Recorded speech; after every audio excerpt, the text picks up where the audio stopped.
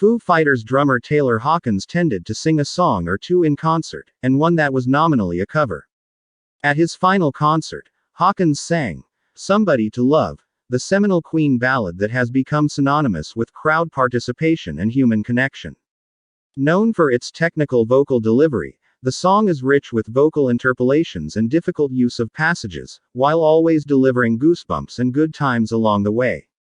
Likewise, when hearing of the passing of Hawkins at only 50 years old, Queen drummer Roger Taylor said it was like losing a younger favorite brother.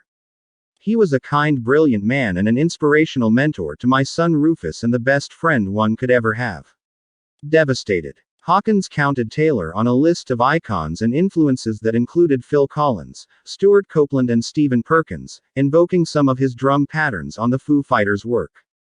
Then there was his singing style, which was molded on the scintillating falsetto vocals Taylor heralded during the 1970s with Queen, which is why he was so able to sing Led Zeppelin numbers with such great gusto. Fittingly, Hawkins filled in for Robert Plant when guitarists Jimmy Page and John Paul Jones joined Foo Fighters on stage at their concert at Wembley. Taylor modeled his voice on Plant's. The vocal delivery on "Drowse" is very Plantesque, so Hawkins was a worthy stand-in. Years later, Taylor and Jones joined Hawkins and guitarist Dave Grohl for a rendition of "Under Pressure," as the four men modernized the famous power ballad from the 1980s. For Hawkins, this was his chance to sing to his hero, as the drummer played carefully behind him. He got to know the two men on a professional, as well as intellectual, level. "I did some recording for Brian back in the late 90s on his solo record," Hawkins remembered, "and he actually played some guitar on the Foo Fighters record One by One, and I've done other recordings for Brian and Roger in the past couple of years that haven't been released yet."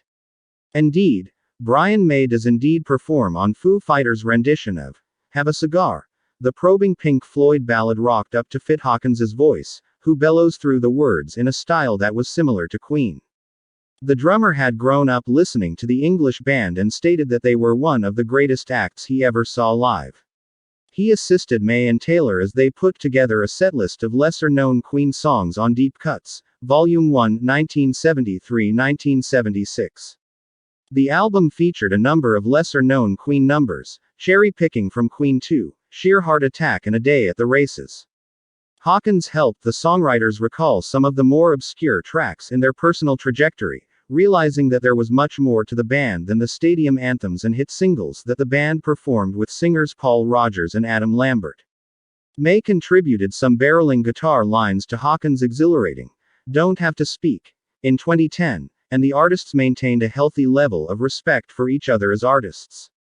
When the Foo's man opted to re-record Dennis Wilson's vignette, "Holy Man," he invited the two surviving Queen singers to contribute to the recording. There, the three voices melded together in one giant sequence of voices, coloring the world Hawkins had built in Wilson's absence and honor. The recording recalled the detail, the patience and the work that went into building a raft of vocals on the first 5 Queen albums, before the change in a popular culture dictated that they had to record fewer intricate vocal arrangements. The recording is also bolstered by a pummeling guitar suite, which punctuates the instrumental sections with a tidy array of electric hooks.